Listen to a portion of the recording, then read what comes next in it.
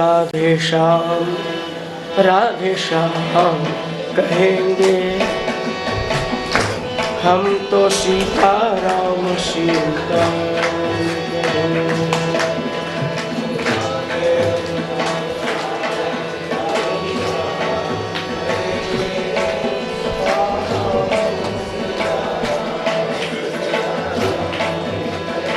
हम तो राधे श्याम कहेंगे, हम तो सीताराम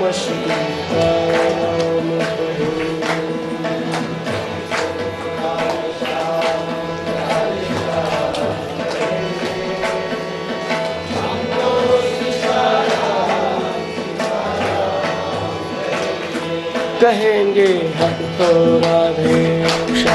राधे श्याम कहेंगे, हम तो सीताराम कहेंगे।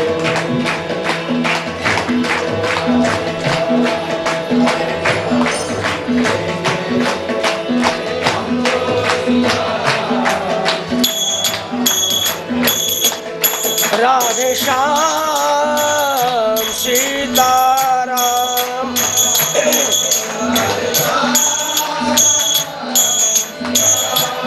सीताराम राधे श्याम सीताराम,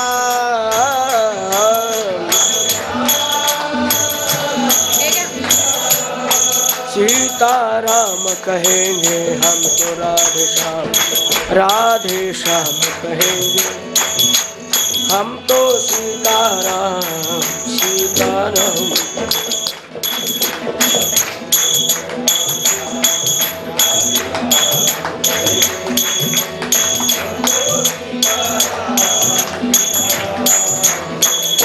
राधे श्याम श्याम श्याम सीताराम,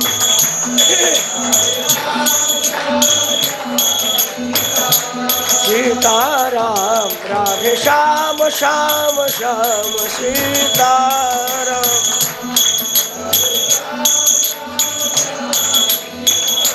सीताराम कहे, हम तो राधे श्याम कहेंगे, हम तो सीताराम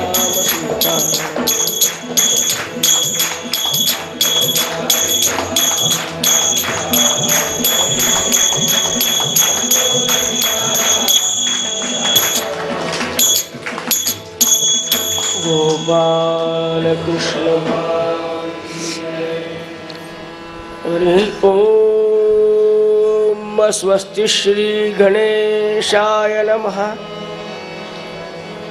श्री सरस्वत्यै नमः, श्री गुरुभ्यो नमः, श्री सद्गुरु सीतारामचंद्राय नमः। वक्रतुंड महाकाय सूर्यकोटि समप्रभ, निर्विघ्नं कुरु मे देव सर्वकार्येषु। गणनाथ सरस्वती रवि शुक्र बृहस्पति, पंचैतान् संस्मरे नित्यं वेदवा। योऽन्तः प्रविश्य मम वाचमिमां प्रसुप्ताम् सञ्जीवयत्यखिलशक्तिधरस्वधाम्ना, अन्याश्चहस्तचरणश्रवणत्वगादि प्राणान्नमो भगवते पुरुषाय तुभ्यं। लोकाभिरामं रणरङ्गधीरम्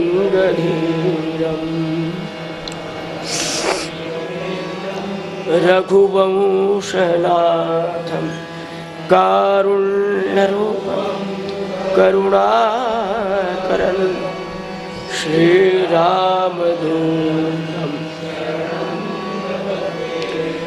वसुदेवसुतं देवं कंसचाणूरमर्दनं देवकी परमानंद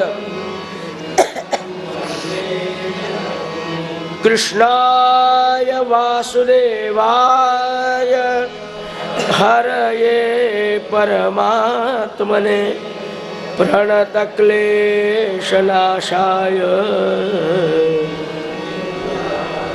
नमो नमः।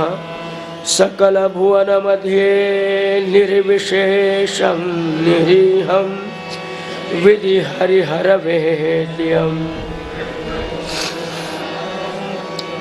जनन मरण भीतिभ्रंशि सच्चित्स्वरूपं सकलभुवनबीजम्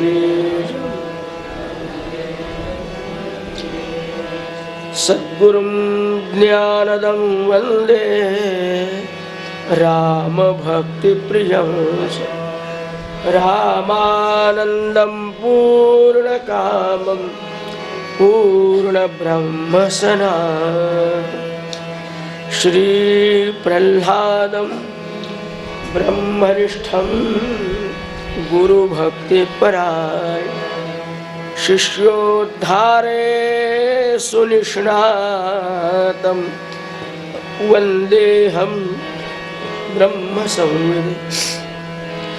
गुरुर्ब्रह्मा गुरुर्विष्णु गुरुर्देवो महेश्वर गुरुः साक्षात् परब्रह्म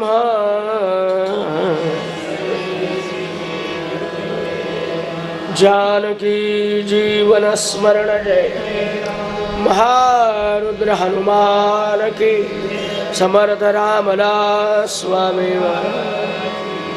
अनंत कोटि ब्रह्मांड नायक सच्चिदानंद सद्गुरु श्री ब्रह्म चैतन्य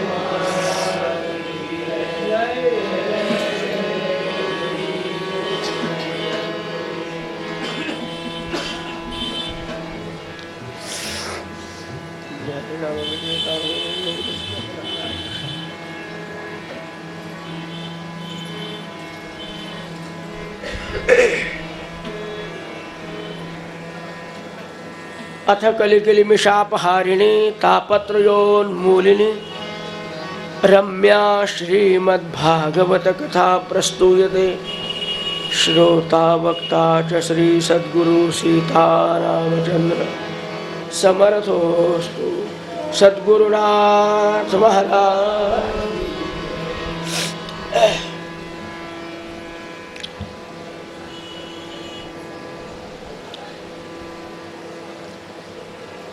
गंगेच्या पावन तीरावर सर्व संग परित्याग केलेल्या राजाला भगवान गोपाळकृष्णाच्या सागर आणि समग्र लीला वर्णन करून सांगत असताना आचार्य सांगू लागले, राजन लक्षात आहे ना तुझ्या, काल नारदाने प्रेरणा केलेल्या कंसाच्या द्वारे अक्रूर रथात बसून निघालेला आहे. रात्रभर प्रवास करून सकाळी निघाला. तो दिवसभरात फिरून संध्याकाळपर्यंत मथुरेमध्ये पोहोचणार. मथुरेत जायला थोडा वेळ शिल्लक आहे. अहो घरून निघताना काय विचार केला त्याने, तुम्ही किती भाग्यवान. ठरवल्या कंसाने काय ठरवलं असेल,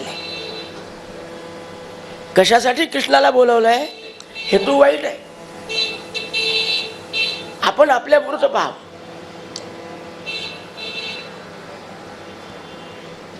काही लायकी नसताना भगवान गोपाळकृष्णाला आणायला मी निघणार.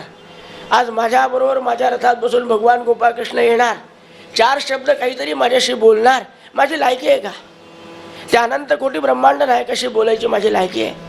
पण आज या कंसाने असू द्या, दुष्ट क्रूर चांडाळ काय असेल, पण मला त्याच्यामुळे परमेश्वराशी संबंध प्रस्थापित करायची सुसंधी प्राप्त होते. बस. पण मी तिथे गेल्यानंतर माझ्या अंगातल्या रक्ताचा कण न कण ज्या दुष्टाच्या अन्नापासून निर्माण झालेला आहे. कदाचित भगवान गोपाळकृष्ण माझ्याशी बोलतील का, माझ्याबरोबर रथात यायला तयार होतील का? आणि असं न घडलं तर दोन्हीकडूनही माझा विनाश आहे. कृष्णाने मला नाकारलं तरी विनाश, आणि मी त्याला आणू न शकल्यामुळे कंस महाराजांना माझ्याविषयी वाटेल काही अक्रूरात अर्थ. काय माणूस असतो, परमेश्वराशी संबंध जोडताना दोन्ही गोष्टी पाहिजे असतात त्याला. मला नको नको म्हणताना त्याला माहिती आहे की रुपयाचं नाणं उचललं की दोन्ही बाजू आपल्या हातात येणार. आपला प्रपंचही गोड होणार, आपला परमार्थही गोड होणार, हे माहीतच असतं. निघालेलं आहे आपलं हे शरीर सगळं अपवित्र असल्यामुळे पवित्र कशाने होईल तर समोर गोरज उडत होते पहा. गाईच्या पायाची धूळ अजून बसलेली नव्हती. नेमक्याच बालराम श्रीकृष्णाने गाई वासरं अरण्यातून घरी घेऊन गेलेले आहे. धूळ कुठे बसलेली आहे, कुठे अजून आकाशात उडते, याला गोरज मुहूर्त असं म्हणतात.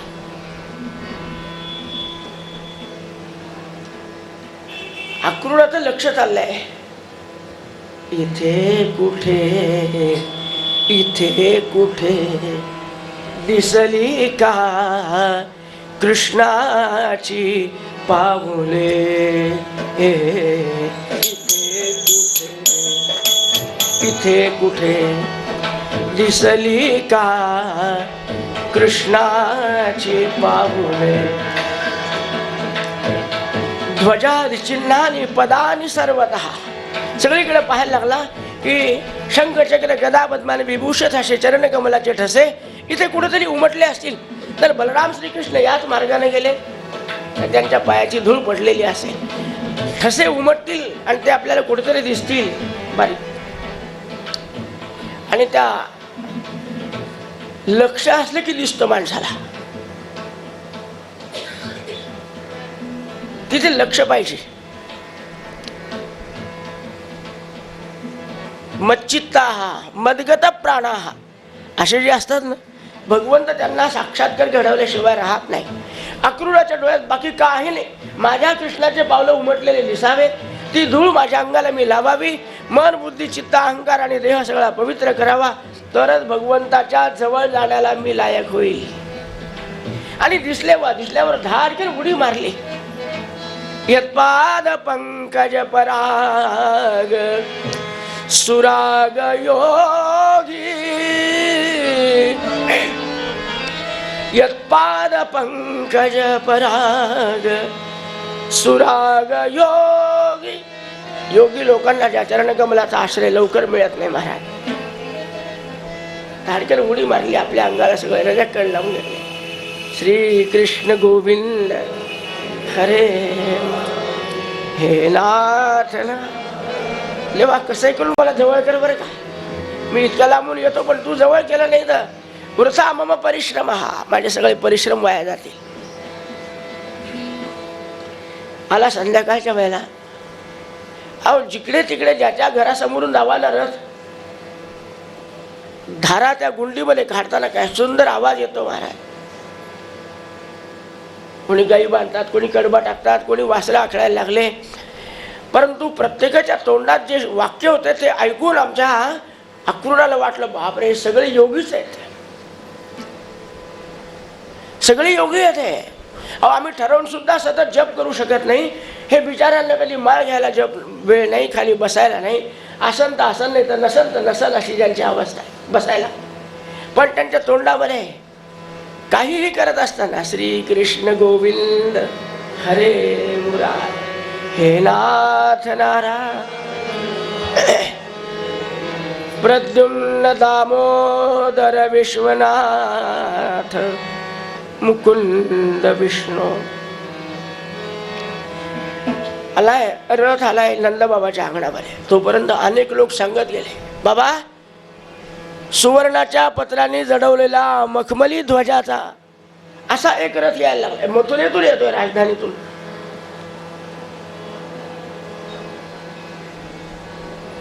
असू दे आपल्याकडे ती स्वागताची तयारी. कोणी आलं तरी स्वागत आहे आपल्याकडे. नंदबाबाचा स्वभाव आहे धनवंत देखून या त्याशी आळविले असं. नंदबाबा कोणी या स्वागतच आहे. आणि रथ थांबलाय. नंदबाबा समोर उभे आहेत पण अक्रूराचं नंदाकडे लक्षच नाही, त्याचं परमानंदाकडे लक्ष. तो कुठे दिसतोय? किशोर श्यामलव कांतव, अत्यंत किशोर वयामध्ये असलेला तो श्रीकृष्ण कुठे आहे, तो बलराम कुठे आहे, इकडे सारखी भिरभरती नजर आहे. नंदबाबा म्हणतात स्वागतम, या या या महाराज. हातामध्ये हात घेतला, नेऊन बसवले मंचकावर, हस्तपाद प्रक्षालन झाले. धारोष्ण दूध दिलं असेल प्यायला, चहाचा काळ नव्हता म्हणून सांगतो.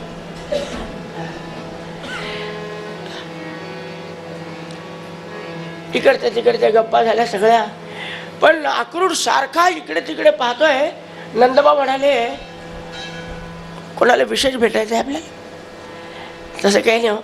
आल्याबरोबर असं वाटलं होतं तो श्रीकृष्ण बलराम दिसतील मला डोळ्याला. येतात येत आहे, येणारच आहे. थोडं 2-4 गाईचं दूध झालंय, 2-4 गाईचं दूध काढतात, आवरसावर झालं की येतात, येतील हस्तपाद प्रक्षालन कोणी. हा म्हणलं काय भाग्य आहे बेटा तुझं. कोणाचं? नंदबाबाचं. अरे अनंत कोटी ब्रह्मांडाचं नायक, आणि 2 गाईचं दूध काढतो, 2 गाईचं ठेवलं, आणि तू पलंगावर बसून राहतो. वा रे वा. असं आहे, खूप जन्माचं पुण्य असल्याशिवाय भगवंत राबत नाही हो.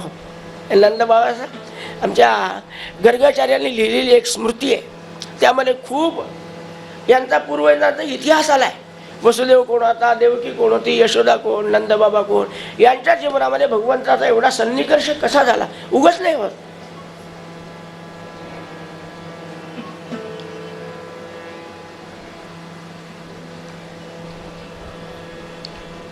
इतक्यामध्ये आपल्या कार्यागातून श्रीकृष्ण बलराम आलेले आहे. सांगितलं आपल्याला काल 17-18 वर्षाचं वय, किशोर वय. अक्रूराचं वय काय असलं पाहिजे, पण राहवल्याच गेलं नाही हो. मनापासून ज्याला भगवंताविषयी श्रद्धा आहे ना, तो वेळ काळ स्थळ काही पाहत नाही.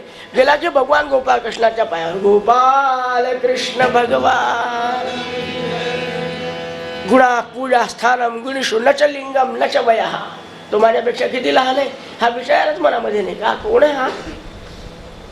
अजोपी सन्न वेयात्मा भूतानाम ईश्वरोपी सन, असे ज्याचं वर्णन उपनिषदाने केलं तो आहे हा. कृष्णाने काका काय करता आपण, हृदयाला लावलं आणि पूर्ण श्रमपरिहार झाला. भगवंतानी एकदा कडकडून मिठी मारली, काय राहिलं हो शिल्लक. अत्यंत समाधान झालं, आणि ते सुख विसरू शकत नाही, साठवू शकत नाही. आणि डोळ्यातून जो अश्रुपात व्हायला लागला, भगवान गोपाळ कृष्णाची सगळी पाठ ओली केली अक्रूराने. काय भाव असला पाहिजे. भगवान गोपाळ कृष्णाला आनंद वाटला. वाटत पाहतो जो काका तुमची काही श्रम झाले का रस्त्यातून. कसं तरी त्यांना मोकळं केलं, बसवलं. आपण आता पानं मांडलेत, यशोदा माईनं जेवण करून मग पुढे बोलू. व्यवस्थित जेवण खावण केलं, आणि मग पुन्हा एकदा आपल्या मंचकावर बसून गप्पा सुरू झाल्या. यशोदामाई समोर येऊन बसलेले आहे. नंदबाबा होते, सगळे जवळपासचे लोक. आता नंदबाबाच्या घरात नेहमीच 5-25 माणसं. संबंध नसणार आहे पण प्रेम असणार आहे. नात्याचा संबंध असलाच पाहिजे असं काही नाही आहे. प्रेमाच्या संबंधात सगळी मंडळी बसलेली आहे. कृष्णाने विचारलं, नंदबाबाने विचारलं, बाबा अक्रूरा प्रवासात काही श्रम पडे? काही नाही. आनंद वाटला. बऱ्याच दिवसापासून यायची इच्छा होती, पण योग आल्याशिवाय इच्छा असून त्याला काही मार्ग निघत नाही. आज योग, काय विशेष योग सांगतो ना. म्हणाले आमच्या कंस महाराजांनी एक फार मोठा रंगमल्लोत्सव ठेवलेला आहे. अनेक प्रांत उपप्रांतातले असे मल्ल युद्ध खेळण्यासाठी म्हणून बोलवलेले आहेत. महाराजांच्या कानावर आपल्या कृष्णाची, आपल्या बलरामदानाची अलौकिक कीर्ती पोहोचली. फार सुंदर रीतीने मल्ल युद्ध खेळतात म्हणून समजलं. पण त्यांनी मुद्दाम पाठवला रथ तुमच्यासाठी, बाकी कोणाला रथ पाठवला नाही, पण श्रीकृष्ण बलरामांच्यासाठी रथ पाठवला आहे. आपल्या सर्वांना निमंत्रण द्यायसाठी आलोय. आपण सर्वजण उद्या मथुरेला या. महाराजांच्या हातून प्रशस्ती पत्रक मिळणार आहे. कृष्णाला आनंद वाटला. काम करून टाकले वाटतं त्यांनी. कोणी त्यांनी काम, हा उगाच येणार नाही, तो उगाच पाठवणार नाही. याला प्रेरणा करणारा माझा नारदच असला पाहिजे. पूर्ण मनामध्ये विश्वास आहे. आनंद वाटला. बस लाटा येऊ लागल्या आनंदामध्ये. केव्हा याच्या रथात जातो आणि केव्हा त्याचं नारळ कोणाचं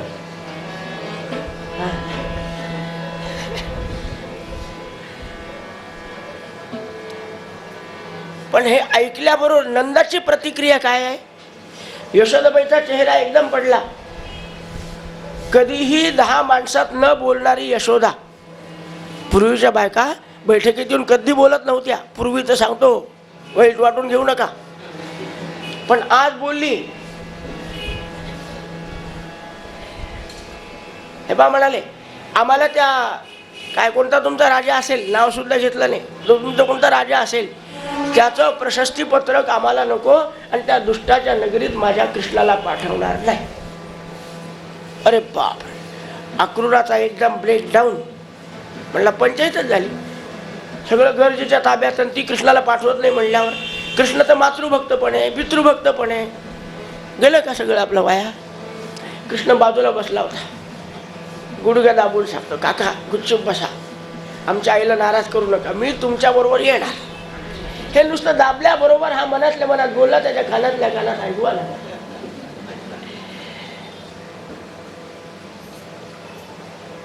काय चाललं कंसाचं काय नाही, सगळ्या चर्चा गावातल्या लोकांनी केल्या. शेवटी पुन्हा एकदा उपसंहार करण्यासाठी आमचे अक्रूर म्हणाले, बाबा निघा द्या, संध्याकाळपर्यंत पोहोचलं पाहिजे, परवाच्या दिवशी मुहूर्त आहे, आपल्या कृष्णाच्या हातूनच तो धनुर्भंगाचा मुहूर्त करायचा आहे. तेव्हा वेळेपर्यंत पोहोचलो पाहिजे आपण. तुम्हाला बरोबर ज्यांना ज्यांना घ्यायचं त्या वृद्ध अतिवृद्ध या सर्व लोकांना सांगून ठेवा, रात्री तयार राहतील. अर्थात कृष्ण यायचा असला तर हे येणार नाही, तर हे कशाला येतील? कृष्णाने पुन्हा हात दाबला, आता गुपचूप बसा, आता गुपचूप जाऊन शांत झोपा. अक्रूर महाराज शांत जाऊन झोपलेले, तळमळ आहे, काय होतं आणि काय नाही, काय होतं आणि काय नाही. इकडे भगवान गोपाळकृष्ण झोपायच्या वेळेला यशोदामाईजवळ गेले, आईला समजून सांगितलं, आई किती दिवस झाले आपले या मथुरा, आपल्या कुठे या वृंदावनाच्या बाहेर पडलो का कधी? कशी ती मथुरा आहे एकदा डोळ्याला पाहू दे ना मला. असं म्हणतात की तिथले शिखरं सुद्धा सोन्याचे आहेत म्हणे, मोठे मोठे रत्नाचे खांब उभे केलेत म्हणे, दिवसा आणि रात्री प्रकाश पडावा. दिवसा सूर्याचा असतो, रात्री रत्नाचा असतो प्रकाश. एकदा पाहून येऊ दे. आणि पाहू दे ना, मोठे मोठे माझ्यापेक्षा बलाढ्य मल्ल आहेत, ते युद्ध कसं करतात डोळ्याला पाहू दे ना. अगं कुठे जाऊन शिकलं पाहिजे माणसानं काही ना काही. याला काही शिकायची गरज आहे का हो? आईला तयार करण्यासाठी काय काय युक्त्या प्रयुक्त्या करतो. यशोदाबाईच्या डोळ्यात पाणी आलं. म्हणले, कृष्णा तू लहानपणापासून पाहते, फार हट्टी, ऐकायचा नाही. आई एकदा काम झालं की मी परत येईल, काळजी करू नको. फार गोड बोल्या. दुपारी येतो, संध्याकाळी येतो, 2 दिवसानं येतो, पुढच्या आठवड्यात येतो, काही नाही. तिथलं काम आटोपलं की येतो. तिथलं काम लवकर संपतं का? बस सकाळी तयार झालेली आहे. अक्रूर आला, याला संध्याकाळ होऊन गेली होती महाराज, कारण पाठीमागे धूळ अंगाला फासत बसला होता, खूप वेळ झाला होता. आणि आपल्याला माहिती आहे की पूर्वीच्या काळी स्त्रिया एकदा तुळशी पुढे दिवा लावल्या की पुन्हा बाहेर पडणार. अक्रूर आलाय कोणीतरी कृष्णाला नेण्यासाठी, काहीच माहिती नाही. सकाळी जेव्हा सडा संमार्जन करायला लागल्या तेव्हा आमच्या यशोदामाईच्या अंगणामध्ये सुवर्णाच्या पत्र्याने जडवलेला रथ दिसला. कशाच गुंड्या ठेवल्या, कशाच्या? सडा करण्याच्या. सडा काऊन नाव पडलं असेल त्याला? शेण, हातात शेण विसरीत पाणी खाली टाकताना सड सड सड असा आवाज येतो मातीवर. आता माती दिसायला राहिली नाही, मातीची पूर्ण माती झाली. फरशी काय, सिरॅमिक काय, मार्बल काय, अंगण. हा शब्द आता पुढे आपल्याला डिक्शनरी मध्ये पाहावा लागेल. अंगण म्हणजे नेमकं काय असतं? अहो, फ्लॅटवर राहणारे लोक अंगण कसे आले? यशोदामाईकडे, माय कोण पाहुणा आला? यशोदामाईच्या डोळ्यात दोन्ही धारा. आता काय झालं एवढं? इतक्या सकाळी दर्शना कशासाठी करते? अगं काय सांगू, तो अक्रूर आलाय म्हणे. हा अक्रूर कोण? अगं मथुरेचा आहे, कोणी एक मंत्री मंत्री. मग अगं कृष्णाला न्यायला आला. डोळ्यात पाणी असल्यामुळे लवकर बोलणं वाटत नाही, कंठ आवृत्त झालाय. एकदा कृष्ण गेल्यावर पुन्हा येतो का नाही, केव्हा येतो काय नाही, मी त्याच्याशिवाय कशी राहू शकेल, सगळे विचार मनामध्ये. यांचे प्रश्न विचारणं सुरू. आपल्या कृष्णाला न्यायला आलाय म्हणे. कशासाठी? तिथं तो रंगमल्लोत्सव ठेवला आहे, मोठे मोठे बलवान असे पहिलवान बोलवलेले आहेत, त्यांची खेळ पाहायचा म्हणे कृष्णाला. माय आपल्या कृष्णाला पाठवू नको. अगं मी रात्रभर त्याचं डोकं खात बसले, पण त्यानं माझा कान खाऊन टाकला. तो काही ऐकत नाही. आता असं करा, तुम्ही लवकर यावर आवरून तुमचे कामं निघायच्या आत त्याच्याशी बोला. एखाद्या वेळेला माझं ऐकलं नाही, पण तुमचं ऐकेल. तुमच्यातलं प्रेम त्याला बांधून ठेवू शकेल, मी नाही बांधून ठेवू शकले. मला नाही ऐकत. कशाचं सडा संमार्जन त्यांना सुचतं. कसं तरी काय 2-4 गुंड्या टाकायच्या, त्या टाकल्या आत. स्नानगिनं केले, नवीन कपडे नेसून आपले आलेले आहेत. कृष्णाशी बोलू. कृष्णाला सगळं मर्म माहिती आहे की आपण यांना बोलून शांत करू शकत नाही. काही दुःख असे असतात महाराज की ते शब्दाच्या पलीकडे गेलेले असतात. त्याचं समंजस शब्दांनी त्याचं कधी सांत्वन करता येत नाही महाराज. भगवान गोपाळकृष्ण आज अगदी यशोदा महिला चिटकून बसलेल्या आहेत आणि या महिला सगळ्या या पोरी आलेल्या गोपी तुळशी वृंदावनापुढे की कृष्ण सकाळी तुळशीच्या दर्शनाला येईल, सूर्यनारायणाच्या दर्शनाला येईल, तेव्हा आपण कृष्णाला घट्ट पकडू, थोडं वृंदावनात नेऊ आणि त्याला समजून सांगू की आम्हाला सोडून जाऊ नको. मनामध्ये खूप विचार केला होता, त्याला सगळं समजावून सांगू. अरे आम्ही आता काय करायचं, रोज दुपारी 4 वाजेपर्यंत घरातले कामं आवरतो आणि यमुनेच्या काठावर येतो. भांड्यासाठी येत नाही, धुण्यासाठी येत नाही, केवळ तुझ्या सन्निकर्षासाठी, तुझ्या सहवासासाठी आम्ही येतो. तो निघून गेला कृष्ण, आमचं कसं होईल? या गोपांना तो गोवर्धनासारखा काल्याचा पर्वत करून खाऊ वाटेल का? अरे त्या गाई वासरांना तू अंगावरून हात फिरवल्याशिवाय समाधानच होत नाही रे. अरे कडब्याला तोंड लावत नाही, पाणी पित नाहीत, आपल्या वासराला जवळ घेत नाहीत, पण तू अंगावर एकदा हात फिरवला ना की कशा गाई शांत होतात. कृष्णा या सर्वांचं सांत्वन कसं करशील? हे बोलायसाठी सगळे विचार मनामध्ये पक्के भरून ठेवले. कृष्ण आलाच नाही त्यांच्यासमोर. त्याला माहिती आहे मला वाहून नेणारा फक्त प्रेम कोणाजवळ आहे? गोपिकांच्या जवळ आहे. एक एक गोपिके प्रेम में बह गए कोटी कबीर. काय प्रेम असलं पाहिजे. आणि घाबरला, त्या गोपिकांच्या प्रेमाला कृष्ण घाबरला. आईच्या पदराड पदराड पदराड राहत. पुन्हा ही आई मला मिळेल का? जिने मला लहानपणापासून पायाला ठेचा लागल्या तरी मांडीवर बसून खाऊ घातलं, ती आई पुन्हा पाहायला मिळणार आहे का मला? आता 100 वर्ष पुढची भेट नाही यशोदेची. कृष्णाला सगळं माहिती आहे आपलं पुढचं चरित्र. डोळ्यात सारखे अश्रू आहे. इकडे यशोदा आपले अश्रू आवरते, इकडे कृष्ण. काय असेल ते वातावरण. अक्रूर महाराज स्नान वगैरे आटपून आलेले आहे यमुनेवर जाऊन. संध्या वंदनादी कार्यक्रम आटोपला. मंत्री होते पण संध्या करत होते. आणि तुळशीच्या दर्शनाला आले. सगळ्या गोपी दिसल्या. अशा पाहू लागल्या जणू जाळून टाकतात की काय. याला वाटलं आपण काय अपराध केला, याला माहितीच नाही. आपण कृष्ण लिहायला लागलो म्हणजे त्यांचा आत्मा लिहायला लागलोय, माहीतच नाही याला. यांना वाटतं हा अक्रूर. अक्रूर या शब्दाचा अर्थ अक्षरशः पाहिला तर काय, कशाला लावतो आपण उपसर्ग? उपसर्गेण धात्वर्थो बलात् अन्यत्र नियते. उपसर्ग लावला की शब्दाचा अर्थ बदलतो. गम म्हणजे जा, आगम म्हणजे एका अक्षर आ लावला की बदलला आ म्हणजे ये. हा आपण नकारार्थी वापरतो. जो क्रूर नाही तो अक्रूर आहे ना. पण ह्या म्हणाला हा अक्रूर नव्हे, अतिशय क्रूर आहे. आमची दया नाही, आमची माया नाही, आमच्या प्रेमाची किंमत नाही. अशा पाहू लागल्या की जवळ काही जाळून टाकतात की काय. अक्रूराने मान खाली घातली. लक्षात आलं यांचा प्राण मी घेऊन चाललो ना, स्वाभाविक आहे बिचाऱ्यांचं. तरी अक्रूराने मात्र त्यांना मनोमन नमस्कार केला. तुमचा प्रेमभाव उच्च प्रतीचा आहे, मी नाही पोहोचू शकत तिथपर्यंत, पण तरी तुम्हाला नमस्कार करतो. इतक्यामध्ये भगवान गोपाळकृष्णाला आवाज दिला. अरे कृष्ण आवरलंय का बाबा? बैलगाड्या आल्यात समोर, माझंही आवरलंय सगळं, निघायचं ना? हो चला. नंदबाबा आलेले आहेत. यशोदाबाईनं ते शिदोरी कृष्णाला पुरली पाहिजे दुपारी रात्री. माझ्या हातच्याशिवाय कोणाचं खात नाही असा गोड गैरसमज होता यशोदाबाईचा.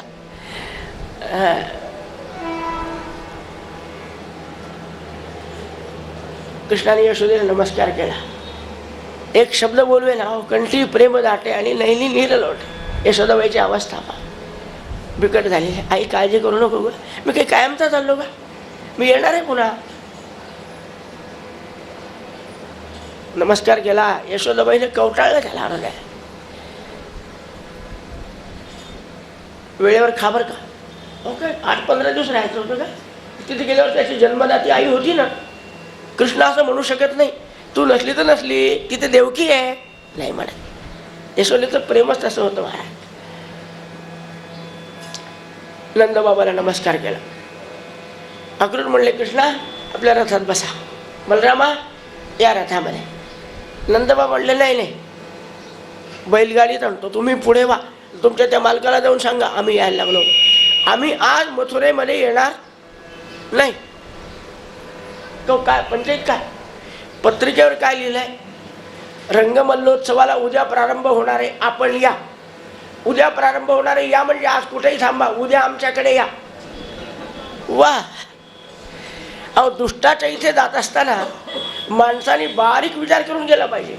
असं काय त्याच्या घरात आहे की आपण आदल्या दिवशी मुक्कामाला जायचं? अहो प्रेम असलं तिथं न बोलवता माणूस 8-8 दिवस येऊन राहतो का? त्याने बोलावलं तरी वेळेवर जावं. काम आटोपलं की त्याला चंदन लावावं, निघून या. गोपाळकृष्ण म्हणाले बाबा अहो रथात बसलोच नाही अजून. बैलगाड्या तर रोजच्याच आहेत आपल्या. रथात बसू द्या ना, घोडे कसे पळतात पाहू द्या ना मला. बैल बाबा पण एक सांगून ठेवतो, मी येईपर्यंत मथुरेत जायचं.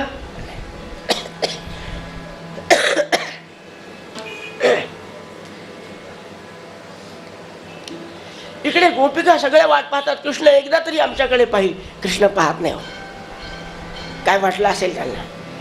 कृष्णाच्या मनामध्ये सगळे भाव दाटून आलेले आहेत. पण मी बोललो की अडकलो. जशी त्या दशरथाची अवस्था झाली होती ना, सारखा म्हणत होता थांब सुमंता थांब रे, थांब सुमंता थांब रे, थांब सुमंता थांब रे, थांब सुमंता.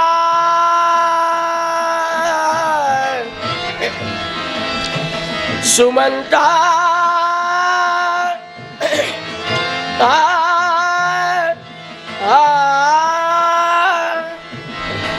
मूर्छित पडेपर्यंत दशरथ महाराज अरे रथ थांबव म्हणत होते. दशरथ महाराज मूर्छित पडले पण रथ रामाने थांबवू दिला नाही. तसं या श्री कृष्ण गोविंद हरे मुरारे हे नाथ नारायण वासुदेव श्री कृष्ण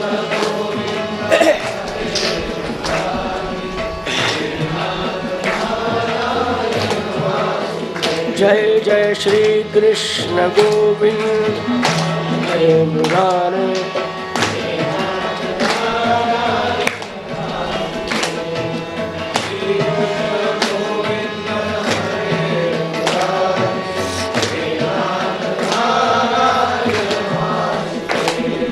हे नाथ नारायण वासुदेव,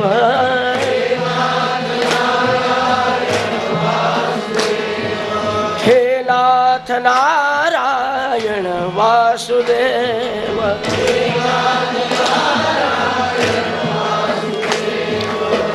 हे नाथ नारायण वासुदेव. जय जय श्री कृष्ण गोविंद. भगवान गोपाळकृष्ण बलराम दादा रथामध्ये बसले. रथ दृष्टीपथाच्या आड जाईपर्यंत सगळ्या गोपिकांचं चालू आहे श्री कृष्ण गोविंद हरे मुरा. अरे एकदा तरी आमच्याकडे पाहाय. आमचा नाथ आहेस तू, आम्हाला सोडून कसा जातोस? अगदी यथा गौर बालकम त्यक्त्वा. अरण्यात जात असताना अरे गाय सुद्धा वासराकडे वळून पाहते, तू आमच्याकडे पाहायला सुद्धा तयार नाहीस. अहो अर्ध्या गोपिका मूर्छित पडल्या, यशोदाबाई मूर्छित पडल्या. भगवंताचा रथ पुढे जात राहिला. त्यांनी खरंच मागे वळून पाहिलं नाही. मला पावल्यात जाणार नाही त्यांचं दुःख. जे गोप राहिलेले होते त्यांनी समजून सांगून मोठ्या प्रेमाने त्या गोपिकांना घरी नेऊन घातलं. यशोदाबाईची काय अवस्था झाली असेल. महाराज कन्या सासूर असे जाये, मागे परतोल पाहे, अशी अवस्था. इकडे यांचा रथ चालू आहे. आक्रोडाचं ते चालू आहे. श्रीकृष्ण गोविंद हरे मुरारे हे नाथ नारायण वासुदेव.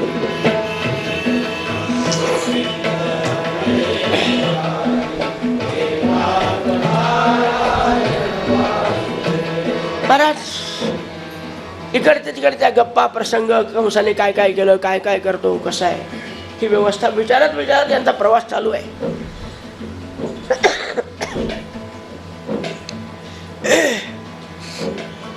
स्वाभाविक आहे, ज्या नगरीमध्ये प्रवेश करायचा आहे, जिथे जाऊन आपल्याला बलप्रदर्शन करायचंय, तिथली व्यवस्था अवस्था माहिती करून घेतली पाहिजे ना. म्हणून कृष्णाने सगळ्या बारीक सारीक गोष्टी अक्रूराला विचारून घेतल्या. इतकं होईपर्यंत माध्यान्ह काळ झाला. अक्रूर माध्यान्ह काळी सुद्धा संध्या करत होते, मंत्री असून.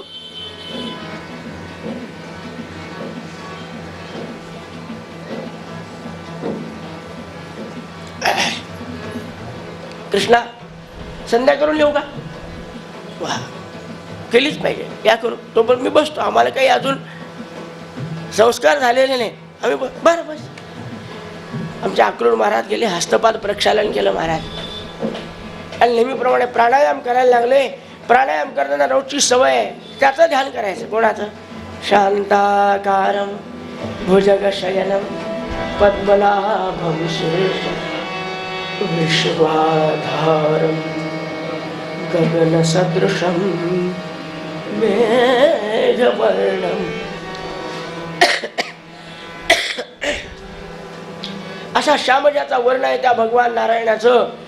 रोज ध्यान करत असत प्राणायाम करताना, आणि किंचित स्वरूपात दर्शनही होत असे. आजही दर्शन झालं, पण एक विचित्र दर्शन घडलं. शेष तोच आहे, रंग तोच आहे, पण चेहरा मात्र कृष्णाचा आहे. अरे रथामध्ये आहे ना तो, रथामध्ये तोच आहे, शेषावर शयन करणारा तोच आहे. एकदा नव्हे, दोनदा नव्हे, तीनदा पाहिलं, इकडे तोच तिकडे तोच.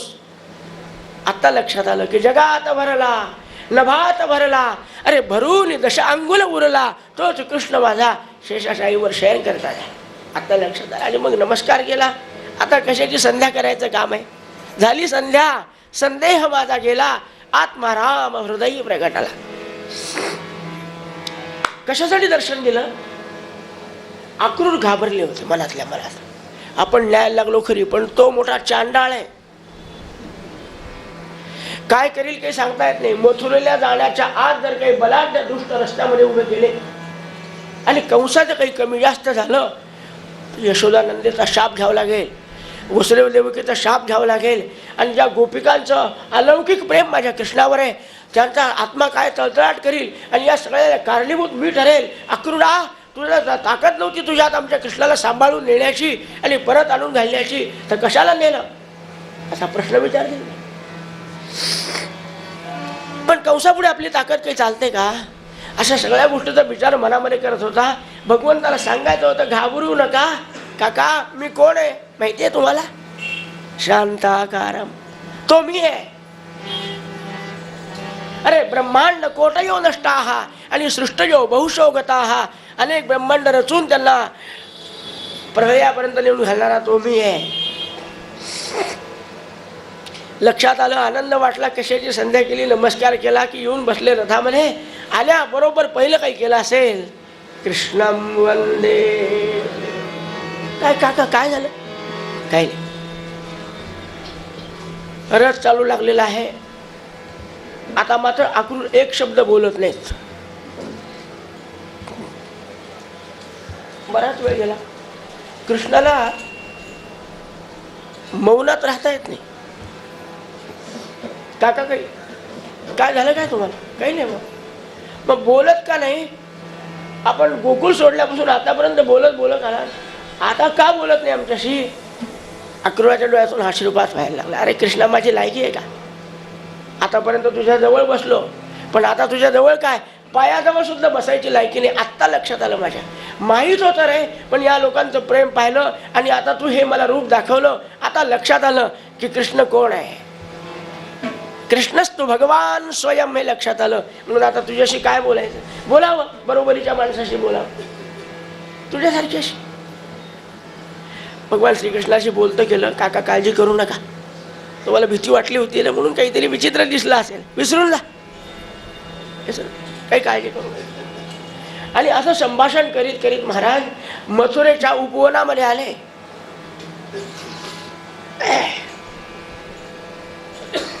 भगवान गोपाळ कृष्ण म्हणाले, बाबा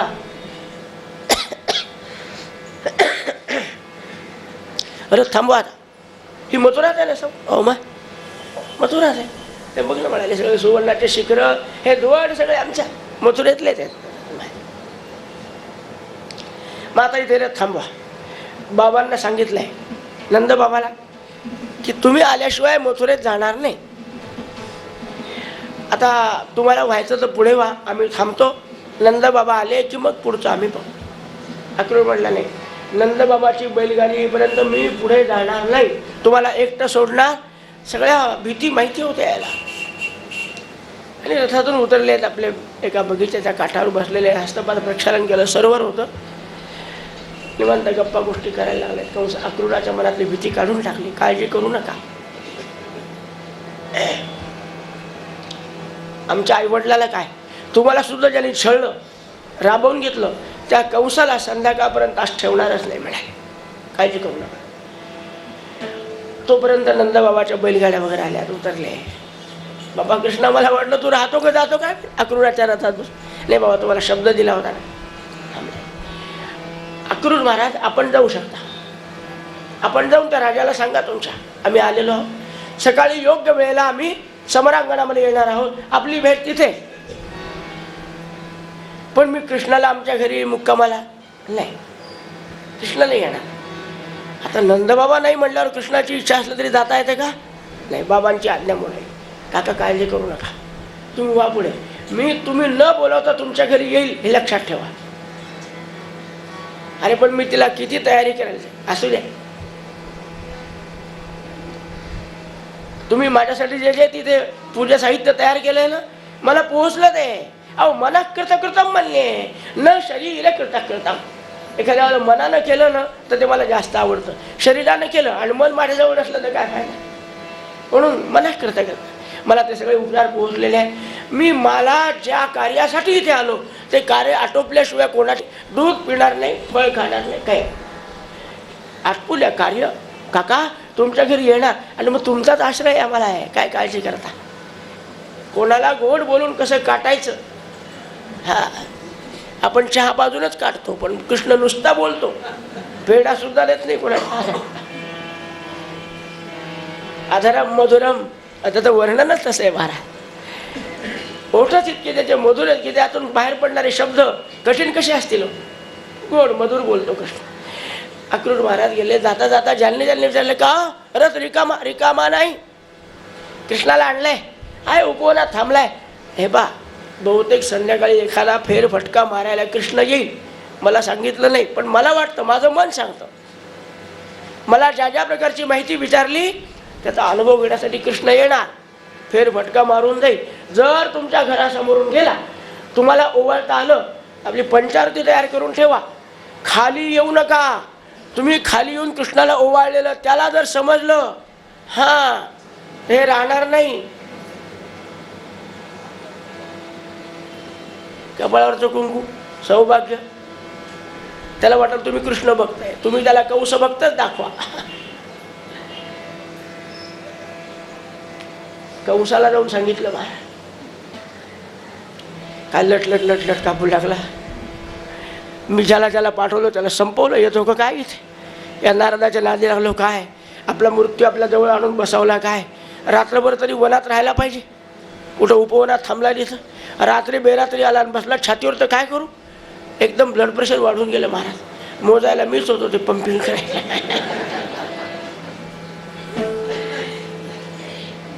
एकदम घाबरला कंस. इकडे भगवान गोपाळ कृष्ण नंदबाबा वगैरे सर्वांचं हस्तपाद प्रक्षालन झालं. प्रवासात गाई बरोबर ठेवत होत्या, पिशव्याचं दूध नव्हतं ना. लगेच भगवान गोपाळ कृष्णाला बलराम दादाला 2 सर्व्या दूध काढून आणून दिलं. क्या बात आहे, हे प्याल्यामध्ये, वाट्यामध्ये, कपामध्ये, जारमध्ये नाही, गुंडी तोंडाला लावायची महाराज. अहो त्या मधुर अशा त्या उष्णधारेमध्ये साखर टाकायची गरज नाही, काय नाही, काय नाही, काय नाही. गटगट गटगट गटगट पिऊन टाकलं काय, खाली ठेवून दिली मुली. बाबा अजून नाही म्हणलं तरी सूर्यास्ताला जायला वेळ आहे, जरा अवघड आहे, कृष्ण आहे, जरा फिरून यावं का? नको नको, ही नगरी दुष्टाची आहे बाबा, कुठे जाऊ नको, मला सोडून जाऊ नको. आता हा त्याला सांभाळणार होता. प्रेम नेहमी आंधळ असतं बा. मी एकटाच नाही, दादा आहे माझ्याबरोबर, दादा असल्यावर काय भीती, आणि माझे मित्र. बरं बाबा पण लवकर ये, तू आल्याशिवाय मी, बाबा काळजी करू नका, अगदी अंधार पडण्याच्या आत येतो. निघाले श्रीकृष्ण बलराम दादा. मथुरेमध्ये प्रवेश करायचा होता. पाहून या मथुरेसी, पाहून या मथुरेसी, चोज वाटले हो चोज वाट. बोले भव्य नगर, बोले भव्य नगर, कोणी निर्मिले, पाहून या मथुरेसी, चोज वाटले हो. काय होतं? कांचनमय नगरे ही पुरांतरे. दुतर्फा रस्त्याच्या झाडं लावलेले होते आणि वारा आले की ते झाडं अशी अशी हालायची. गोपाळकृष्ण म्हणतो बलराम दादा पहा, म्हणाले इथला राजा धच्चोट आहे, तो कोणाचं स्वागत करणार नाही, म्हणून हे झाडं आपलं स्वागत करतात बरं का. आपलं इथं कोण स्वागत करणार, सगळे शत्रू आहेत आपले. प्रवेश करत करत निघाले महाराज आणि प्रवेशद्वार ओलांडणार इतक्यात नको तो समोर भेटला. कोण होता? परीट. कंस महाराजांच्या कपड्याचं धुतलेल्या गाठोड त्याच्या खांद्यावर आहे. दादा म्हणले कृष्णा ओळखला का? ताबडतोब लक्षात आलं. म्हणले दादा हा कोण होता? ज्यांनी जानकीला गर्भिणी अवस्थेमध्ये अरण्यात पाठवण्यासाठी भगवान गोपाळकृष्णाजवळ रामाजवळ बोलून दाखवलं होतं की मी काही राम नाही, 6 महिने रावणाच्या अशोक वनामध्ये असलेल्या जानकीला स्वीकारणारा राम नाही मी, हाच बोलला होता. तेव्हा बलराम दादा लक्ष्मण होते. म्हणले दादा आज दादा म्हणले कृष्णा आता बाजूला सरक, मी तुझा दादा आहे. ज्यांनी माझ्या त्या काळात वहिनीला अरण्यात पाठवलं, एक तुमची भावजाई होती पण माझी बायको होती, मला मारू द्या ना त्याला. तेव्हा रामावतार होता, तेव्हा जे जमलं नाही ते आता करायचंय मला. रासक्रीडा रामाने कधी खेळली? अहो बायको सोडून कितीतरी वर्ष राहावं लागलं, पण पुन्हा दुसऱ्या स्त्रीकडे माता म्हणूनच पाहिलं आयुष्यभर. तेव्हा जे करता आलं नाही ते सगळे नखरे आता केले. मरुज पळून काय गेला, मला पुण्यात आला काय काय काय केले नाटक, काल आपण पाहिले सगळे. नाना नाटक लिहिला सुंदर रूप असा. भगवान गोपाळकृष्ण समोर आले. काय परीट दादा काय आपल्याजवळ? काय म्हणजे माहीत नाही, अशा तशाचे कपडे धुतो का?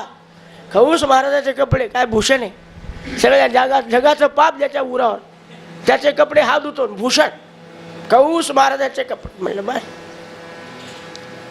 असतील, म्हणाले धुतलेले आहेत ना, स्वच्छ धुतले ना? म्हणले हो. प्रेस? म्हणले केले. दाखव बरं, तुला काय करायचं दाखव. अरण्यातले लोक तुम्ही, तुम्हाला काय करायचं पाहून? अरे तुझ्या राजाने बोलवलं म्हणून आम्ही आलो. काल दिवसभर प्रवास केला आम्ही, आज सकाळपासून प्रवास केला, अंगावर पाय कशी धूळ झाली म्हणाले, सगळे कपड्याचा रंग बदलून गेला.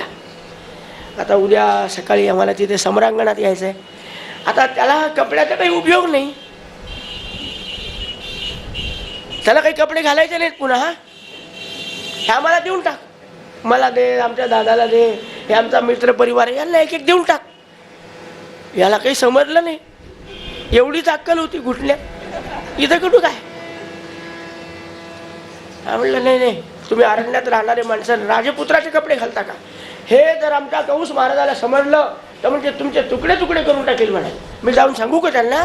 ते म्हणले तिथं गेला पाहिजे ना सांगायला. तुम्ही भगवंताने डाव्या हाताची एक झापड मारली, उजव्या हाताची खाई इतका पवित्र नाही हा, डाव्या हाताचीच मारली, धड एकीकडे मस्तक एकीकडे. गोपाल कृष्ण. मग काय महाराज, भगवान गोपाळकृष्णाने एक एक कपड्याचा ढीक काढला पिवळा पोशाख आपल्यासाठी काढून घेतला. हा, तो म्हणला आपल्याला पिवळा रंग आवडतो. मी थोडा श्याम आहे ना, श्यामाला पिवळा चांगला. दादा तुम्ही गोरे पान आहे, तुम्ही हा निळा घ्या म्हणले. वर्णाने बरं का, तोंडाने बोलत नाही. बाकीच्या मित्रांना सांगितलं, हिरल्या बेड्यासारखे मित्र होते, काही घाला वाईटच दिसतात. काही लोकांना रूप असं दिलेलं असतं, काहीच शोभत नाही त्याला. लोकलज्जना साडी घालायचे म्हणून कपडे घालतात, झालं जाऊ दे. आणि भगवान गोपाळकृष्णांनी बलरामदादांनी योग्य ते कपडे घातले, चालायला लागले. पण आता हा विचार करायसारखी गोष्ट आहे, कौश केवढा.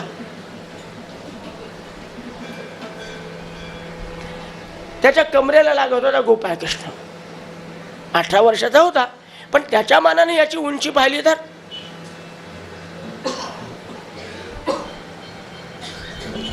त्या कंसाचे कपडे कृष्णाने घातले.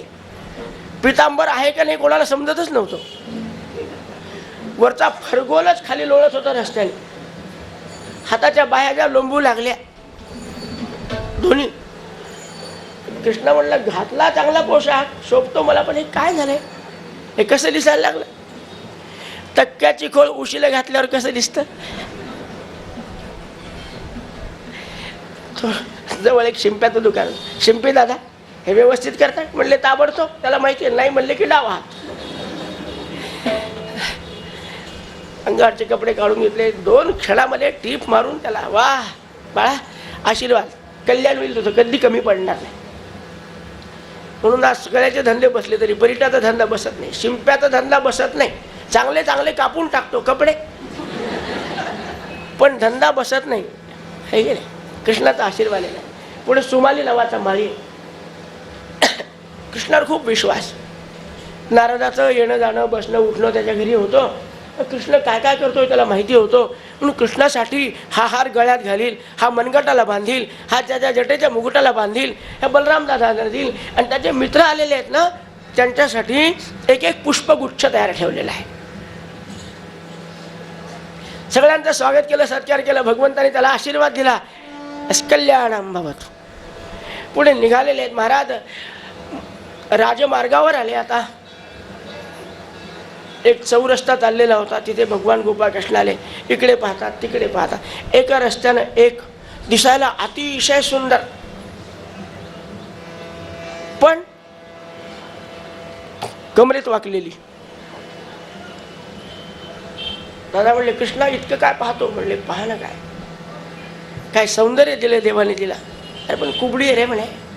तरी मागच्या जन्माने वाकडं तिकडे बोलत असेल म्हणाले. ते या जन्मात वाकडं तिकडे बोलतात ना, ते पुढच्या जन्मात कुबडे होतात नाही. पण म्हणाले कुबडी जरी असली तरी मनाने कशी आहे पाहायची का. पाह, परीक्षा घ्यायचं काम कृष्णाचं, बलराम दादाचं रोखठोक काम ते तू पाय. काय परीक्षा घ्यायचं आला काय आपल्याजवळ, हातात तिच्या उठण्याचं पाहिजे असं पाहिलं कृष्ण. पाहिल्या बरोबर रूप पाहता लोचनी, हो रूप पाहता लोचनी. बोला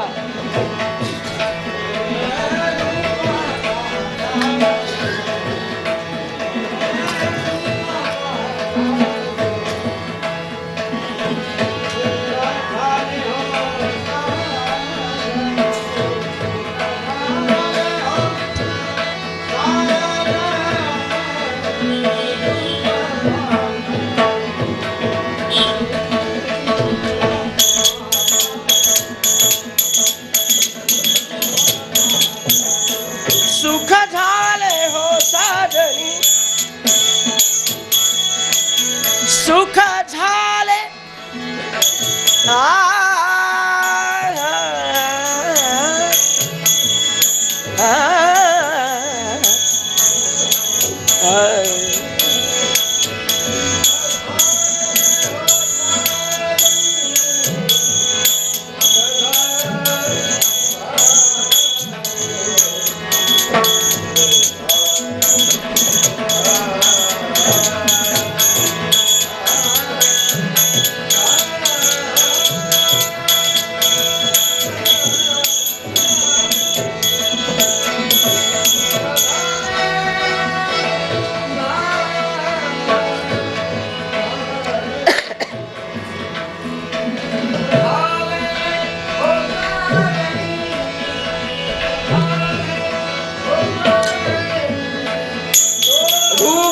पाहता लोचन, रूप पाहता लोचन, रूप लोचनी.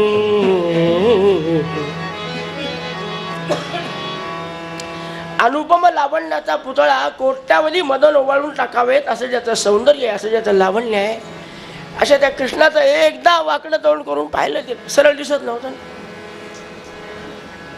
अरे वा, अरे याला अंगराग म्हणतात. आपण उठणं म्हणतो ना, अंगराग. आणि कंस महाराजाला मी लावलेला अंगराग फार आवडतो. त्यांच्याकडे चालले मी, मग आमच्या अंगाला लावून दाखवते का? कृष्णाचं बोलणं गोड, असणं गोड, दिसणं गोड, नाही म्हणायची इच्छाच नाही. बैस लावून देते म्हणाले. त्याला काय पुन्हा जाऊ आणि ओगाळून आणून कंसाला लावू. हा म्हणलं आज लावायची गरजच नाही, त्याच्याकडे जायची गरज नाही. अंगराग. पण श्रीकृष्ण मोठे बुद्धिमान आहे. आधी दादाला लाव, आमच्या दादा गोरे पान दादा होते, त्यांच्या अंगाला अंगराग लावला. मग कृष्णाला लावला अंगराग. आनंद वाटला. दादा म्हणले, कृष्णा किती प्रेमाने अंगराग लावला रे आपल्या अंगाला, येईना काहीतरी दे ना हिला. बरं दादा, काय द्यायचं? द्यायसारखं काहीच नव्हतं, आहे ते काढून टाकायचं होतं. दोन्ही पायाच्या अंगठ्यावर आपले दोन्ही पाय ठेवलेले आहेत. डाव्या हाताने त्याचे दोन्ही हात धरून वर केलं. पाठीला थोडा धक्का मारल्याबरोबर 90 अंशाचा काटका. वाकडी वासणारी कुब्जा एका क्षणात सरळ झाली महाराज. एकदा भगवंताचा स्पर्श झाल्यावर मनातले विकार सुद्धा असेच निघून जातात. म्हणून तर पायावर डोकं ठेवून नमस्कार करण्याची पद्धती कशासाठी? स्पर्श पाहिजे त्यांचा. भगवंताचा स्पर्श झाला, बस इतका आनंद वाटला तिला. अरे कृष्णा, माझा वाकडे पण गेला, मी एकदम छान दिसायला लागले. वा वा. आता एक कर कृष्णा.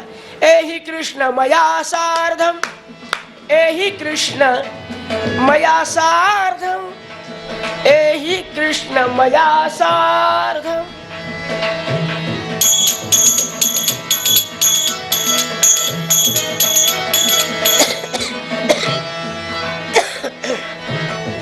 कृष्णा त्यक्तुम लोत्साहने नाथ.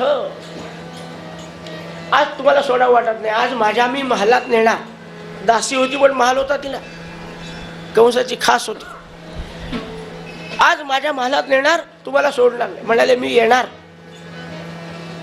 मला माहिती आहे पांथानाम त्वाम परायणम. आमच्यासारख्या प्रवासी लोकांना निवासस्थान दुसरं कोणतं आहे? येऊ तुझ्याकडे, पण मी इथे काही विशिष्ट कार्यासाठी आलो. कार्यभाग आटोपला की तू न बोलवता तुझ्या घरी येईल. आज अडवू नको. तिला निरोप दिला. दादा म्हणले, कृष्णा अरे आता लवकर वापस जायला पाहिजे. बाबा वाट पाहता. सूर्य अस्ताचलाला गेला, अंधार पडायला लागला. हो, त्या कोपऱ्यावर जरा गर्दी दिसते, तेवढी पाहून आपण वापस जाऊ. भली मोठी गर्दी जमा झालेली. एक सुंदर मांडव टाकलेला, त्याच्या आत एक धनुष्य ठेवलेलं आणि त्याच्या अवतीभोवती अंगरक्षक ठेवलेले. श्रीकृष्ण बलराम दादा तिथे आले. सेवक लोक त्यांना धक्का मारून बाजूला काढायला. ए सारखा बाजूला, तुमचं काय काम आहे इथे?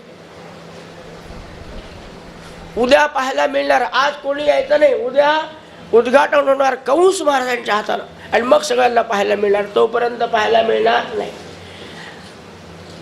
दादा म्हणाले, आमचा कृष्ण इथे आल्यानंतर उद्घाटन कृष्णाच्या हाताने होणार. सरक बाजूला. एक धक्का मारला बलराम दादा. धक्का मारला की 10-5 जण धाड धाड धाड खाली पडले एकमेकाला. कृष्ण जायवर आतमध्ये पावलेवर काय धनुष्य काय चीज आहे पाय. धनुष्य म्हणलं की त्या धनुष्याची आठवण झाली. कोणतं?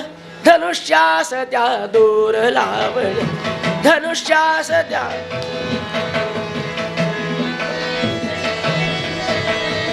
बस भगवान गोपाळ कृष्ण दमदार पावलं टाकत गेलेले आहेत. अहो धनुष्य उचलला, तेवढंच विशाल काय धनुष्य होतं. उचललं, प्रत्युंचा सोडली, वर लावली, आकर्णपर्यंत ओढली. बाण नव्हता ना जवळ. प्रत्युंचाच ओढली. टणत्कार करावा आणि कंसाला समाचार द्यावा की मी आलोय. काय टणत्काराचा आवाज असतो महाराज. टणत्कार केल्यावर जुनं जीर्ण झालेलं धनुष्य होतं. कृष्णाने असं ताणलं की 2 तुकडे झाले. कडकड कडकड कडकड आवाज झाला धनुष्यातून.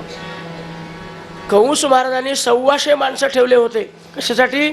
धनुष्याच्या संरक्षणासाठी. कृष्ण गेला काय, तोडून टाकलं काय, आता तो काय म्हणेल.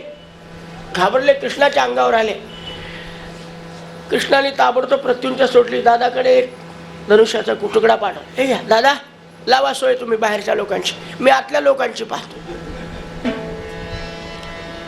बाहेरच्या लोकांची सोय बलराम दादानीच पाहिली. तिथलं सांगतो.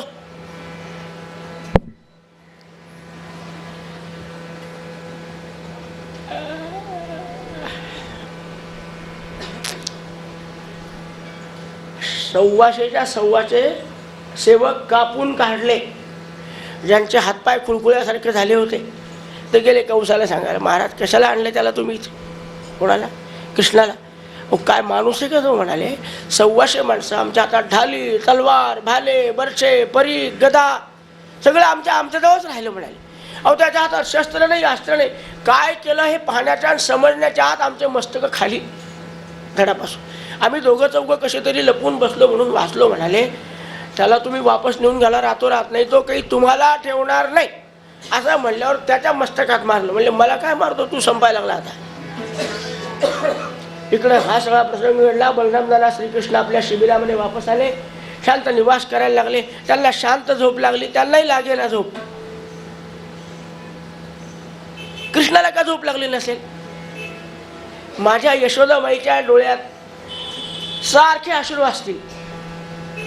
ती झोपणार नाही, ती जेवणार नाही संध्याकाळी, माझ्यामुळे ती उपाशी राहील. बरं किती दिवस उपास करावे ते ना? मी काही उद्या जाणार आहे का परवा जाणार आहे की 4 दिवसाला जाणार आहे, पण माझ्या यशोदेचं प्रेम माझ्यावर एवढं, ती जेवणारच नाही, अन्न पाणी सोडून देईल. मी पुन्हा जेव्हा केव्हा भेटेल तेव्हा तिला दृष्टी राहील का नाही, हा सगळा विचार कृष्णाच्या मनात. आणि दुसरा एक विचार असा मनात की वसुदेव देवकीला केव्हा सोडतो, कारागृहातून मुक्त करतो, असं दोन्ही विचार मनामध्ये येतं. इकडे कंसाला झोप नाही. महाराज झोपवणाऱ्या दोघी होत्या. 2 बायका होत्या माहिती आहे का? एकीचं नाव आष्टी, एकीचं नाव प्राप्ती. या दोघी होत्या. महाराज झोपा. अहो किती लागणार? नभी उगवला रजनीनाथ, नभी उगवला रजनीनाथ, राजपथे जणू दीपची गमला, राजपथे दीपची गमला, नभी उगवला.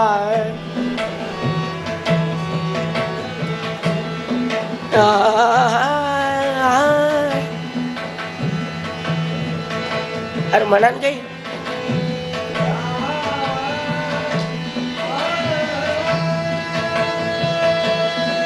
क्या बात.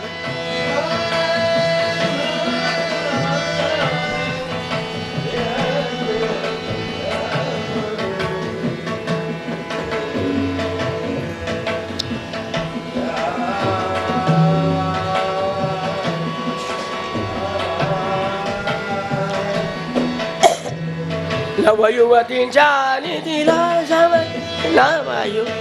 हो अहो किती झोपी घालायचा प्रयत्न करा, किती वाद्य वाजवा, बासऱ्या वाजवा, वायोलिन वाजवा, त्याच्या डोळ्यासमोर वसुदेव सुतम देवम. ते आस्ती प्राप्ती म्हणतात. तुम्ही थोडं शांत झोपा, पांघरून टाकू द्यावर, त्याला पंखा लावू का? याने पांघरून अंगावर घेतलं की याला भासवायचा. छातीवर आला का एका क्षणात पांघरून काढून टाकायचं. कशी तरी झोप लागली. झोप लागल्याबरोबर याला स्वप्न पडलं की मला कोणीतरी दिगंबर केलं, नको त्या प्राण्यावर बसवलं, माझं मुंडन केलं, गळ्यामध्ये खेटराची माळ घातली. आणि खरंच असं घडलंय का? उठला आणि अलमारीला मोठा आरसा होता, तिथे येऊन पाहायला. रंगमहालात आरसे कमी होते का त्याचे? अहो त्याला सगळं दिसतं पण मस्तक दिसत नाही. आणि स्वप्न विचार नावाच्या ग्रंथामध्ये असं सांगितलंय की ज्या दिवशी आपल्याला आपलं मस्तक आरशात दिसणार नाही, समजा 24 तासाच्या आत जय श्रीराम.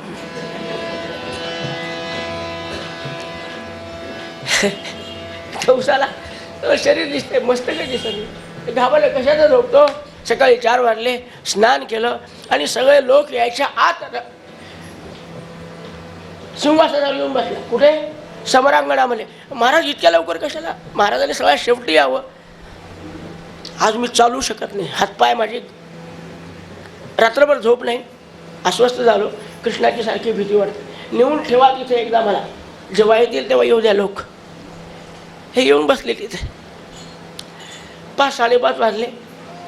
मुद्दाम विशेष निमंत्रित असे कलाकार बोलावले होते. त्यांनी सुंदर शहनाई वादन सुरू केलेलं आहे.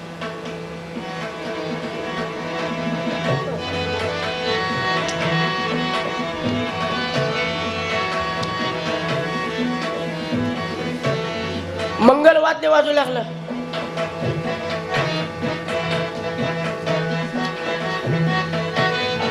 वाद्य वाजायला प्रारंभ झाल्याबरोबर नगरवासी लोकांच्या लक्षात आलं की चला लवकर जायला पाहिजे, आपल्याला पुढे जागा मिळाली पाहिजे. आपले आपले कपडे लत्ते घालून समोर येऊन बसायला लागले, एकमेकाच्या मागे. जवळपास सगळे नगरवासी लोक आले. बलरामदादा म्हणाले, कृष्णा, अरे वाद्यांचा वेग वाढलाय, या अर्थी सगळे आले असले पाहिजे, कार्यक्रमाला प्रारंभ होईल, आपण एकटेच मागे राहू. दादा तुम्ही फार भोळे, आपण गेल्याशिवाय सुरुवात होणार? अहो मानलं नाही तरी आपल्या आजच्या कार्यक्रमाचे अध्यक्ष आपणच आहोत, उत्सव मूर्ती आपणच आहोत. काही काळजी करू नका, होऊ दे. नेसला का पितांबर, शाल घेतली का भरजरी अंगावर, कमरेला उपरणं बांधा, युद्ध करायचंय तिथे. लंगोट कसला आहे? अरे हो रे कृष्णा, चला लो. निघाले. बलराम श्रीकृष्ण आलेले आहेत. प्रवेशद्वारामध्ये प्रवेश करायचा. एक कुवलयापीठ नावाचा हत्ती आणून उभा केलेला होता. रात्रभर औषध देऊन त्याला तयार केलेलं होतं महाराज. तो सारखा झुलत होता असा. हत्ती कधी शांत बसत नाही महाराज, सारखा झुलायला लागला. त्याला शिकवलेलंच होतं की मी अंकुश लावल्याबरोबर जो कोणी समोर येईल त्याला पायाने रगडून टाकायचा. गोपाळकृष्ण आणि बलराम दादा काय दिसू लागले. अहो सिंह तसा अरण्यामध्ये निर्भय रीतीने संचार करावा असे 2 सिंहाचे बालक यायला लागले, छावे यायला लागलेले आहेत. सगळे लोक म्हणायला लागले, वा वा वा वा, काय दिसतो श्रीकृष्ण, काय दिसतो बलराम, माहूत कसा मध्ये उभा राहिला. करेल कृष्ण आल्यावर बाजूला जाईल. दोघे येऊन समोर उभे राहिले. हत्ती नुसता पाहतो, कारण वरून अंकुश लागत नाही तोपर्यंत काही करता येत नाही. सोंड फिरवतो, उचलू का. बलराम दादा म्हणाले, माहुता समजत नाही का, तुझ्या मालकाने बोलवल्यामुळे आम्ही आलेलो आहे, रस्ता बाजूला कर, हत्ती बाजूला घे, आम्हाला आत जाऊ दे. तो अंबारीत बसला होता ना. अरे म्हणाले, आमची पद्धत आहे, एकदा हत्तीला आणून उभं केलं की आम्ही त्याला बाजूला करत नसतो, रस्ता तुमचा तुम्ही तयार करून जा. कृष्ण म्हणले, दादा इथल्या लोकांना ही भाषा समजत नाही. ज्यांना जी भाषा समजते ना, तुम्ही इथेच थांबा, काय करताय का ते आम्ही पहा काय करतो. भगवंतांनी सूक्ष्म रूप धारण केलं, त्याच्या 4 पायातून पलीकडे गेले, तोंडासमोर. आणि बलराम दादाच्या जवळ शेपूट आली. कृष्ण समोर उभा आहे, यांनी त्याच्या शेपटीला धरलं. बलराम दादाचं काय सामर्थ्य असलं पाहिजे. 18 पदाने 6, 18 पावलं मागे ओढला. इकडे येत नाही तो, 18 पावलं इथे होता. आणि सोडल्याबरोबर धाडकन गुडघ्यावर पडला. भगवान गोपाळकृष्णाला सुसंधी प्राप्त झाली. वाकलेला तो हत्ती कुवलयापीठ दोन्ही दात ओढून घेतले. हो, दात ओढल्याबरोबर तळमळ करून उठला. उचललं सोंडेमध्ये कृष्णाला फिरवायचं. घरकन आपल्या या दगडाचं प्रवेशद्वार होतं, आपटायचं आणि संपवायचं असा विचार करत होता. भगवंत म्हणले, बरं झालं, तुझ्या मस्तकापर्यंत मी पोहोचू शकत नव्हतो. सोंडेनं उंच केल्याबरोबर भगवंतांनी छोटीशी उडी मारली. हातामध्ये हस्तिदंत होता, मस्तकावर मारल्या बरोबर धाडकन खाली पडला. गोपाल कृष्ण. एवढा कुवलयापीठ हत्ती मला सांगताना दम लागला नुसता, धाडकन खाली पडला. ते माहुदाचं मस्तक कसं तरी अर्धवट तुटलेलं घेऊन तो गेला कंसाकडे. महाराज संपलं म्हणले. काय? कुवलयापीठ नावाच्या हत्तीला धुवून वाळत टाकला. कोणी? कृष्णाने. अरे बाप रे. कंस म्हणला काय या नारदाचे नादी लागलो. ब्राह्मण माणूस म्हणलो, ब्रह्मचारी म्हणलो, पण काही खरं नाही. ब्रह्मचार्याचं ऐकलंच पाहिजे असं काही नाही बाबा. हे भयकलेले आहेत सगळे, काही खरं नाही. आता माझं कसं होईल? श्रीकृष्ण बलरामला यायला लागले. 2 हातात हस्तिदंत होते. एक आपल्याजवळ ठेवला, एक दादा धनुष्याचा तुकडा टाकून द्या, त्याचं काम झालं. हे घ्या. परमवीर माणसाच्या हातात ते दात शोभायला लागले. असे फिरवत फिरवत फिरवत सगळेजण पाहतात. महिला मंडळ बसलेलंच होतं. पाहिला का तुम्ही? कोण येतो? ओ गोवर्धन पर्वत. ती म्हणते गोवर्धनाचं सोडकं. कुवलयापीठ काय कालिया नावाचा नाग. तिसरी म्हणते हो 12 कोस अग्नी याने प्राशन केला म्हणे. एवढासा दिसतो पण तसा जेवढा दिसतो तेवढा नाही, फार मोठा असला पाहिजे. त्यांच्या गप्पा चालू आहे, माणसाच्या गप्पा चालू आहे. भगवान श्रीकृष्ण मात्र सर्वांवर कृपादृष्टी टाकत आता घाबरू नका, मी आलोय असा दिलासा देत देत देत आलेले आहे. योगायोग असा की हे संभाषण इकडे चाललंय. असंच कारागृह होतो. कारागृहाच्या पलीकडे बसले देवकी दरवाजाला कार लावून आहे. काय म्हणतात लोक? 12 कोस अग्नी प्राशन केलं आपल्या कृष्णाने. कालियाचा नावाचा नागावर खेळला आपला कृष्ण. देवकी म्हणते का आता केवढा असेल? मला ते थोडं वर करता का? त्या गजातून पाहते मी. अगं तुला उचलून वर करायला की तू काय सांगत?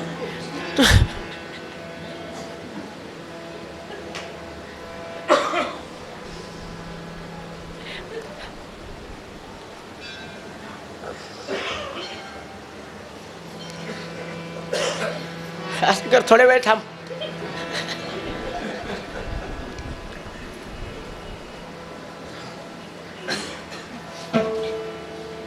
आता काय होतं ते पहा, आपल्याला डोळे भरून पाहायला मिळेल. शांत केलं देवकीला. आलेले हे कशाला मामाला नमस्कार करतील? जो मामा कधीच आला नाही कोणत्याच कामा, त्या मामाची काय किंमत आहे? आले की बसले तसे मांडी ठोकून. श्रीकृष्ण बलराम झाला.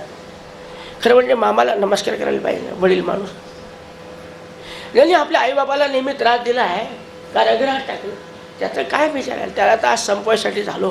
बसले मांडी घालून. कंस म्हणतो बापरे बरं झालं नमस्कार नाही केला तर केला, पण धाड धाड धाड जर 4 पायऱ्या वर चढून आले असते. माझं अंतर त्याची शाळेच केवढं. 10 हातावर बसलाय. केव्हा उडी मारून येईल आणि छाती दाबेल गळा काही सांगता येत नाही. आणि तो बसलाय. आजही भीती वाटायला लागली. हे कपडे गिपडे घालून बसलेत, मुंडावळ्या लावून बसलेत. त्यांच्या नशिबात केव्हा आहे काय माहिती. हार घाल.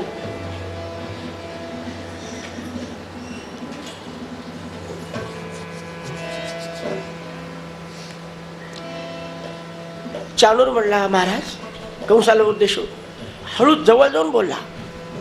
महाराज आलेल्या लोकांचं स्वागत करावं लागतं. ज्यांनी निमंत्रण दिलं त्याचं काम आहे. या या या बरं झालं. वाईट वाटत असलं तरी म्हणावं चांगलं झालं आपण आलात, काही काळजी करू नका, दुपारी सगळी व्यवस्था आहे. मला सांगाल काय हरकत आहे? हे काम तुमचं आहे, तुम्ही मालक आहात, यजमान आहात. कंस म्हणला ते सगळं तुझं खरं आहे म्हणले, पण माझे हात पाय सगळं कापायला लागलं. कंठ सदगलित झालेला आहे, मला बोलता येत नाही. तुला काय बोलायचं ते बोलू नका. नाही 2 शब्द बोला. 2 नाही रे आता आता जमलं. घाबरला. लहान नव्हतं धूड. ते कंस नावाचं धूड लहान नव्हतं. अनेक लोकांना त्यांनी पळवून लावलेला पराग. पण ज्याचं मनोबल संपलं ना, त्याचं शरीर काही काम करत नाही. महाराज लटलट लटलट कापू लागला. चाणूर तूच बोल काय बोल. चाणूर उभा राहिला. म्हणाले आमच्या महाराजांच्या निमंत्रणावरून आपण सर्व आलेल्या उपस्थित लोकांचं मी स्वागत करतो. जे लवकर आले त्यांचंही स्वागत, जे उशिरा आले त्यांचं स्वागत, जे थोड्या वेळाने येणार आहेत त्यांचंही स्वागत. मी काही संभाषण करण्यासाठी उभा राहिलेलो नाही, तो माझा विषय नाही. ज्या कार्यक्रमाची आपण अत्यंत उत्कंठतेने वाट पाहत आहात, तो कार्यक्रम आता थोड्याच वेळात सुरुवात होणार आहे. त्यासाठी आजचे विशेष निमंत्रित श्रीकृष्ण आणि बलराम या दोघांना मी अशी विनंती करतो की त्यांनी समोर येऊन उभं राहावं. मुष्टिकासमोर बलरामदादा उभं राहतील आणि मी चाणूर, माझ्यासमोर कृष्ण उभा राहील आणि आमचं मल्लयुद्ध आपण सर्वांनी पाहावं. योग्य वाटेल तेव्हा टाळ्या वाजवाव्यात. आणि कंस महाराजांच्या सत्काराला जो विजय होईल त्याचा स्वागत महाराज स्वतः करणार आहे. तेव्हा मी आता कृष्णाला आणि बलरामदादाला विनंती करतो की त्यांनी मैदानात या. एवढं बोलून मी माझं भाषण संपवतो. तुमच्यासारखे सगळे श्रोते शांत होते, कोणीच टाळ्या वाजवली नाही वाजवले कोणी. काही लोकांचं नशीबच असं असतं, टाळ्या वाजवण्यासाठी ट्रकमध्ये माणसं आणावं लागतात. काही काम न केलं तरी 2-2 दिवसाचा पगार द्यावा लागतो एका दिवसात टाळ्या वाजवायसाठी. काही बोला, टाळ्या वाजवल्या पाहिजे. काही लोकांचं नशीब असतं.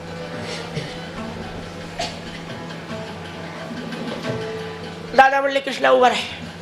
अरे थोडं बोलतो, काही बोलण्यात वेळ घालवू नको. हा कार्यक्रम काल व्हायला पाहिजे होता. आवर लवकर. हो माहिती झाला, दिला ढकलून. सुंदर संभाषण आहे बा, पण दिला बलराम दादाने ढकलून कृष्णाला. हो पुढे. दादाने ढकललं, कृष्ण तयारच होते. भरजरीचा पितांबर मांडी इतका वर केला, खोसला, दोन्हीकडून 2 काष्टे घातले, अंगावरचं उपरणं काढलं, कमरेभोवती गुंडाळलं, आव्हान दिलं त्याला. चाणूर समोरून उभा राहिला आणि बलराम दादा समोर मुष्टिक उभा राहिला. अहो खेळता खेळता खेळता बलराम दादाने मुष्टिक संपवला. कृष्णाकडून अजून काही चाणूर संपलेला नव्हता. त्यांचे आपले डाव चालू होते. परिस्थिती अशी आली होती की चाणूर आणि कृष्णाच्या आपल्या छाती खाली घेऊन त्याच्या पायाच्या मनगटाला पक्क धरलं. बलाढ्य शरीर होतं, 11-12 देह होता. छाती खाली घेतलं कृष्णाला आणि पाय. विचार असा होता की असे पाय उलटे करून उचलू, गरगर गरगर फिरवून त्याच्या मस्तकावर आपला पाय देऊन रगडून टाकू त्याला. क्या बात आहे, चाणूर समजलं पाहिजे. भगवान गोपाळ कृष्ण म्हणले उचल उचल. उचललं जायला पाहिजे. उचलल्यात नाही ना. अंगातून घामाच्या धारा टपकायला लागल्या, श्वास अवरुद्ध झाला. काय करावं भगवंताने दणकन उडी मारल्या. बरोबर चाणूर खाली पडला. छातीला धक्का बसला. छातीला मार बसणं चांगलं नसतं मारा.